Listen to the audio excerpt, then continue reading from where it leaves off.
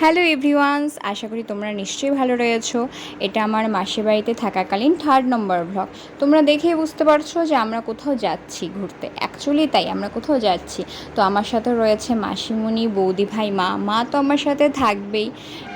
আর হচ্ছে আমরা এখান থেকে টোটোতে নেমে আমরা অটোতে উঠে পড়েছি। অটোতে উঠতে আমাদের কারোরই অসুবিধা হয় না। অ্যাকচুয়ালি বাসে টাসে গেলে আমাদের একটু অসুবিধা হয়, তো অটোতে উঠতে আমাদের কোনো প্রবলেম হয় না।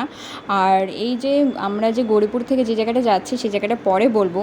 আর এই গৌরীপুরে গদাধর নদটা অবস্থিত। গদাধর নদটা অনেকটাই বড়। অ্যাট লাস্ট আমাদের গন্তব্যস্থলে পৌঁছালাম। সেখানে পৌঁছে এত গরম ছিল, তো গরমের মধ্যে আমরা আখের রসটা খেয়ে নিলাম। আখের রসটা খাওয়ার পর একটু ভালো লাগছিল। তারপরে আমরা চলে গেলাম গুরুদুয়ারে। এই গুরুদুয়ারটা অবস্থিত ধুবড়িতে। গৌরীপুর থেকে ধুবড়ি বেশি একটা দূর না। আর গুরুদুয়ারে গিয়ে আমি একটা জিনিস ভুল করে ফেলেছি, যে আমি মাথায় কাপড় নিয়ে যাইনি। মানে অ্যাকচুয়ালি এখানে ঢুকতে গেলে মাথায় কাপড় দিতে হয়।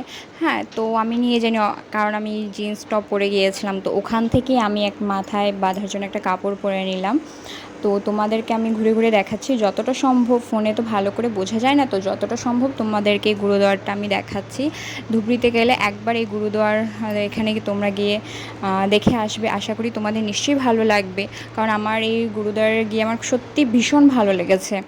তারপরে আমি এখান থেকে বের হয়ে গেলাম। আরও পরের ভ্লগ নিয়ে আসবো, তার জন্য তোমরা দেখতে থেকো আমার ভ্লগটা।